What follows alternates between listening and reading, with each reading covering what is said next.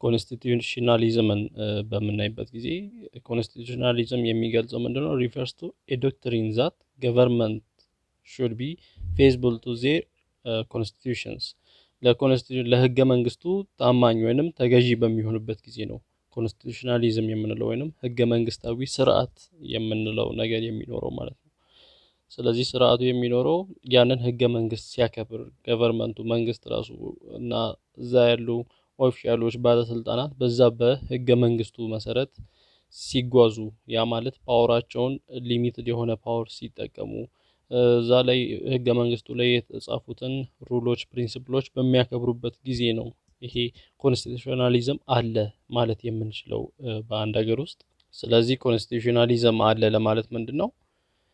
ኮንስቲቱሽናሊዝም ማለት አር ኮንስቲቱሽን ኤንድ ኢትስ ኢፌክቲቭ ኢምፕሊሜንቴሽን ኮንስቲቱሽን ይኖራል፣ ህገ መንግስቱ ይኖራል። ህገ መንግስቱ ደግሞ ውጤታማ በሆነ መንገድ ወይንም በተሳካ መንገድ ኢምፕሊመንት መሆን አለበት፣ መተግበር አለበት። ኮንስቲቱሽን ሲተገበር ነው በትክክል ሲተገበር ነው ኮንስቲቱሽናሊዝም አለ ለማለት የምንችለው። ስለዚህ አንደኛ ኮንስቲቱሽኑ ራሱ ይኖራል፣ ሁለተኛ ደግሞ የሱ ኢፌክቲቭ ኢምፕሊሜንቴሽን በተግባር ሲተገበር የሁለቱም ድምር ምን ይሰጠናል? ኮንስቲቱሽናሊዝምን ይሰጠናል። እና ኮንስቲቱሽናሊዝም ዲዛይርስ ፖለቲካል ኦርደር ኢን ዊች ፓወርስ ኦፍ ዘ ገቨርንመንት አር ሊሚትድ። አሁን በኮንስቲቱሽናሊዝም አለ ለማለት ምን ያስፈልጋል? የገቨርንመንቶቹ ፓወር የገቨርንመንቶቹ ስልጣን የተገደበ መሆን አለበት። የተገደበ ስልጣን በሚጠቀሙበት ጊዜ ኮንስቲቱሽናሊዝም አለ እንላለን። እና it is another name for the concept of a limited and civilized government። ይሄ ኮንስቲቱሽናሊዝም ሌላ ስሙ ሊሚትድ የሆነ ገቨርንመንት ይፈጥራል፣ የተገደበ ስልጣን ያለው መንግስት፣ እንዲሁም ሲቪላይዝድ የሰለጠነ ገቨርንመንት ብለን ልንጠራው እንችላለን በሌላ ስሙ ኮንስቲቱሽናሊዝም። እና ያው there exists no government in the world that may not be called constitutional ኮንስቲቱሽናል አይደለም ተብሎ የሚጠራ በዓለም ክፍል ላይ ያለ ሀገር የለም። ካለም እንኳን እንደዚህ አይነት ሀገር ምን ተብሎ ነው የሚጠራው? ቶታሊቴሪያን ሩል ነው ወይንም አምባገነናዊ አገዛዝ ነው ያለው ተብሎ ነው የሚታሰበው። በእንደዚህ ሀገራት ላይ ኮንስቲቱሽን እንደ ኮንቴምፕት ነው የሚታየው ወይንም ቦታ አይሰጠውም፣ ብዙም ስፍራ አይሰጠውም፣ የተናቀ እንደሆነ ነው የሚቆጠረው ማለት ነው። ስለዚህ because of this it is only in democratic countries that a constitutional government can be said to exist። ስለዚህ በዚህ ምክንያት ያው ኮንስቲቱሽን በሌለበት ሀገር አምባገነናዊ አገዛዝ ከሆነ የሆነ ሀገር ዴሞክራሲያዊ ነው ለማለት ኮንስቲቱሽናል ገቨርንመንት ካለ ብቻ ነው ዴሞክራሲያዊ ነው ማለት የምንችለው። ህገ መንግስታዊ አገዛዝ በሚኖርበት ጊዜ ነው። ያው ከላይ እንዳየነው ህገ መንግስት ምን ያደርጋል? ሊሚት ያደርጋል የገቨርንመንት ፓወር ሊሚት ያደርጋል። ገቨርንመንቱ በሩሎች በነዛ ፕሪንሲፕሎች እንዲንቀሳቀሱ ኦፊሻሎች ባለስልጣናት አላግባብ ፓወር እንዳይጠቀሙ ይገድባል። እና the constitutionalism does not merely require the existence of constitution። ኮንስቲቱሽናሊዝም አለ ለማለት የኮንስቲቱሽን መኖር ብቻ በቂ አይደለም። ቀደም እንዳልነው ኮንስቲቱሽኑም መኖር አለበት እና ኮንስቲቱሽኑ ኢፌክቲቭሊ ኢምፕሊመንት መሆን አለበት ወይንም ኢፌክቲቭ ኢምፕሊሜንቴሽን ያስፈልጋል። ዝም ብሎ ኢምፕሊሜንቴሽን ሳይኖር ወይንም ሳይተገበር ዝም ብሎ ኮንስቲቱሽን አለ ካልን ያ የኮንስቲቱሽን መኖር ኮንስቲቱሽናሊዝምን ሊያረጋግጥልን አይችልም። ስለዚህ ኮንስቲቱሽናሊዝም እንዲኖር ኮንስቲቱሽኑ በትክክል መተግበር አለበት። ምክንያቱም ኮንስቲቱሽናሊዝም አለ ካልን ኮንስቲቱሽናሊዝም ምን ያደርጋል? ቼክስ whether the act of government is legitimate and whether officials conduct their public duties in accordance with law or predetermined in advance። ኮንስቲቱሽናሊዝም ካለ ምንን ቼክ ያደርጋል? የገቨርንመንቱ አክሽን ገቨርንመንት መንግስት የሚያደርገው ነገር ሌጂቲሜት መሆኑን ህጋዊ መሆኑን ቼክ ያደርጋል። እንደገና ኦፊሻልስ ባለስልጣናት ፐብሊክ ዲዩቲያቸውን በኮንስቲቱሽኑ መሰረት በህጉ መሰረት እየሰሩ ነው ወይ እየተወጡ ነው ወይ የሚለውን ነገርም ቼክ ስለሚያደርግ ኮንስቲቱሽናሊዝም ካለ ምንድነው የኮንስቲቱሽን መኖር ብቻ ኮንስቲቱሽናሊዝም እንዳለ አይነግረንም። ኮንስቲቱሽናሊዝም ካለ ደግሞ ኮንስቲቱሽኑ ይኖራል። ኮንስቲቱሽኑ በውጤታማ በሆነ መንገድም ይተገበራል ማለት ነው። the constitutional experience of Ethiopia የኢትዮጵያ ልምድ ምን ይመስላል ከህገ መንግስት ጋር ያለው? ከ1931 ፕሪ ኤንድ ፖስት 1931 ከ1931 በፊትና በኋላ ያለውን ነው የምናየው።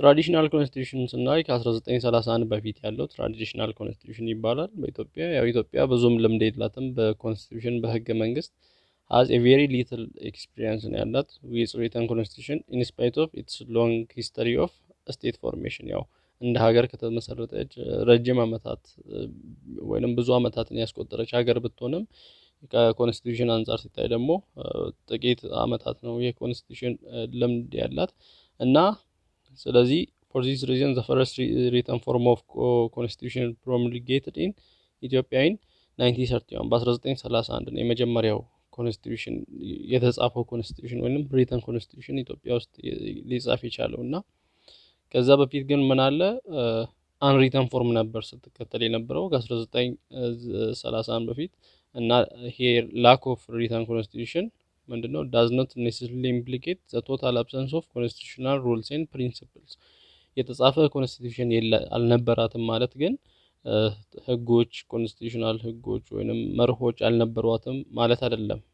በኢትዮጵያ ታሪክ ውስጥ ያው ከ13ኛው እስከ 20ኛው ክፍለ ዘመን በምናይበት ጊዜ the Ethiopian Orthodox Church was the chief legitimator of monarchical rule። ያው በቤተክርስቲያን ስር ውስጥ ነበር ወይንም በኦርቶዶክስ ቤተክርስቲያን ስር ውስጥ ነበር ስትተዳደር የነበረው ህጎች የሚወጡት የሚፈጸሙት ያው የሚገዙት ነገር የሚሆኑት ከቤተክርስቲያን በኩል ነበር የሚሆነው እና ያው however the rights and obligations of the crown and its subjects were not spelled out in a written secular constitution። ምን አልነበረም የገዢው ወይንም የንጉሱ ስልጣን የንጉሱ መብት የንጉሱ ግዴታ ሴኩላር በሆነው ኮንስቲቱሽን ያልተጻፈ ነበር። ሴኩላሪዝም ማለት ሃይማኖት ከሀገር መለየት ማለት ነው እና ሴኩላር የሆነ ኮንስቲቱሽን ስላልነበረ ያልተጻፈ ነበር። ነገር ግን ምንድነው የሚሆነው የንጉሱ ስልጣን የንጉሱ መብት ግዴታ እንዲሁም የተለያዩ እንደዚህ ህጎች የሚረቁት በእነማን ነው? there was developed by monks of the church በቸርቹ ቄሶች ነው የሚሆነው ወይንም በቸርቹ በቤተክርስቲያኑ መነኩሴዎች ነው የሚሆነው እና እንግዲህ ሪተን ኮንስቲቱሽን አልነበረም። ነገር ግን ሪተን ኮንስቲቱሽን ባይኖርም ፎርማል የሆነ ሪተን ኮንስቲቱሽን ባይኖርም ነገር ግን ሪተን ኮንስቲቱሽን በ1931 ከመኖሩ በፊት አንዳንድ የተጻፉ ዶክመንቶች ነበሩ እንደ ክብረ ነገስት፣ ፍትሐ ነገስት፣ ስርዓተ መንግስት የሚባሉ ከ13ኛው እስከ 20ኛው ክፍለ ዘመን ባለው መሃል ማለት ነው። እነዚህ ሪተን ኮንስቲቱሽን እንዲመጣ እንደ ፕሪከርሰርስ ወይንም እንደ ቅድመ ሁኔታ ያገለግላሉ ወይንም በር ከፋች በመሆን ያገለግላሉ እንደ እነዛ የተጻፉ ዶክመንት በመኖራቸው ከ30th century until the early of 20th century ማለት ነው። የ20ኛው ክፍለ ዘመን ጅማሬ አካባቢ ያው የመጀመሪያው ፍትሐ ነገስት ነው። ፍትሐ ነገስት ማለት the law of kings የኪንጎች የንጉሶች ህግ እንደማለት ነው ቀጥታ ትርጉሙን ስናየው እና was a religious and secular legal provisions and being a definite constitution። ያው ሃይማኖታዊ ነው ይሄ ህግ law of kings ወይንም ፍትሐ ነገስት ሃይማኖታዊ ነው እና እንደገና ሌጋል ፕሮቪዥንም ቦታ የተሰጠውም በጊዜው ቦታ የተሰጠውም ይሄኛው ህግ ነበር እና law of the kings ምንድነው is a collection of laws which in use in Christian Ethiopia for many centuries ለብዙ ዘመናት በኢትዮጵያ በክርስቲያን ኢትዮጵያ ለብዙ ዘመናት ሲጠቀሙበት የነበረው ህግ ነው። የተለያዩ ህጎችን በውስጡ ይዛል። ኮሌክሽን ኦፍ ላውስ ነው እና መጀመሪያ ኦሪጂናሊ የተጻፈው ኢን አረቢክ ነው ባይ ዘ ኮፕቲክ ኢጂፕሽያን ራይተር አብዱል ፈዲል ኢብን አልአስሃል በሚባል የኢጂፕሽያን ራይተር ወይንም ግብጻዊ ጸሐፊ ነው የጻፈው በአረቢክ ቋንቋ ነው እና ያው ይህ ሰው ኢብን አልአስሃል በመባል ይታወቃል እና when Cyril the third was the patriarch of Alexandria ሲሪል ዘ ተርድ የሚባል ሰው የአሌክሳንድሪያ ፓትሪያርክ በነበረ ጊዜ በዛ ወቅት ነው የተጻፈው እና ኦሪጂናሊ የተጻፈበት ቋንቋም ይሄ ፍትሐ ነገስት አረቢክ ነው።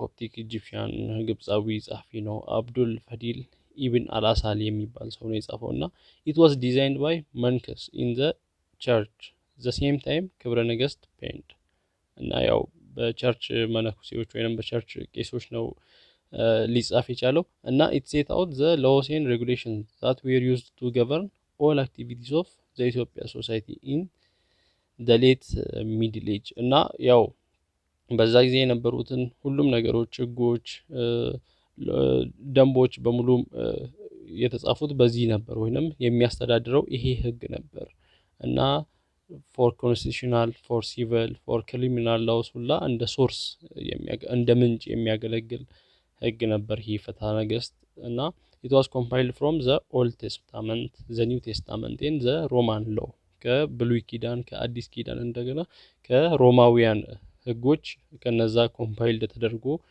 የተወሰደ ነው እና it serves as both religious law and legal provisions of state እንደ ሃይማኖታዊ ህግም ያገለግላል እንደገና ደግሞ ለአገሪቷ ሌጋል ኖርማል እንደ ለአገሪቷ እንደ ኖርማል መተዳደሪያም የሚያገለግል ነበር በጊዜው እና it was fundamental laws upon which the government and the administration was based on the king vested with absolute power ያው ምን ብሎ ነው የሚያስበው ንጉሱ ወይንም የሀገሪቱ መሪ አብሶሉት ፓወር እንደተሰጠው አይነት ወይንም አብሶሉት ፓወርን የሚሰጥ ነው ሙሉ ስልጣንን የሚሰጥ ነው ለንጉሱ ንጉሱ የፈለገውን ማድረግ ይችላል ያው ሰማይ አይጣረስ ንጉስ አይከሰስ አይነት ሐሳብ ነው ያለው ማለት ነው ንጉሱ ሙሉ ፓወር ሙሉ ስልጣን እንዳለው ነው እና the throne was hereditary እና ዙፋኑም ሄሬዲተሪ ነው የሚወራረስ ነው እና the king was thought to be appointed divinely እና ንጉሱም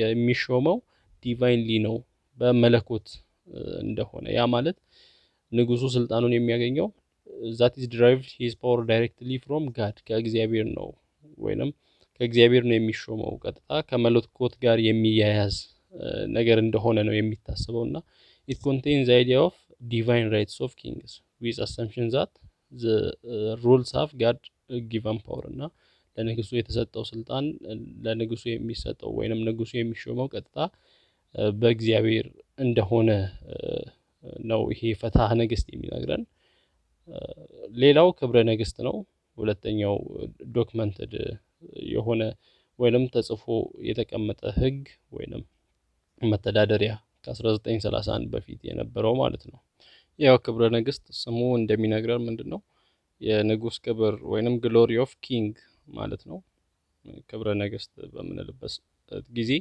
እና the glory of kings was written to document for the first time the musical origins of the royal house እና ይሄ የተጻፈው የሮያል ሃውስ ወይንም ስፔሻል የሆኑ ሰዎች አሉ የነሱን ኦሪጂን ለማሳየት ነው የተጻፈው እና this document was written by 6 Tigrayan lyrics and completed in the early 14th century እና ይሄ የተጻፈው ስድስት የትግራይ ቄሶች ነው ሊጻፍ የቻለው እና በ14ኛው ክፍለ ዘመን መጀመሪያ ነው ተጽፎ ያለቀው እና ያው ይሄ ዶክመንት የሚነግረን ምንድነው ያው ማን ኢትዮጵያ ውስጥ ማን ነው ንጉስ መሆን አለበት ወይንም ማን ነው መንገስ ያለበት የሚለውን ሁላ ዲፋይን የሚያደርግ ነው ዲተርማይን የሚያደርግ ነው እና it determines the succession of the throne in Ethiopia እንደገና ማን ነው ተተኪ የሚሆነው የዙፋኑ ተተኪ የሚሆነው ማን እንደሆነ ዲተርማይን የሚያደርግ ነው እና ወዴት ይወስዳል ማለት ነው this document takes the Ethiopia history back to the Solomonic dynasty ወደ ኋላ ወደ ሰሎሞኒክ ዳይናስቲ ሄድና ኩዊን ሼባ ንግስት ሳባ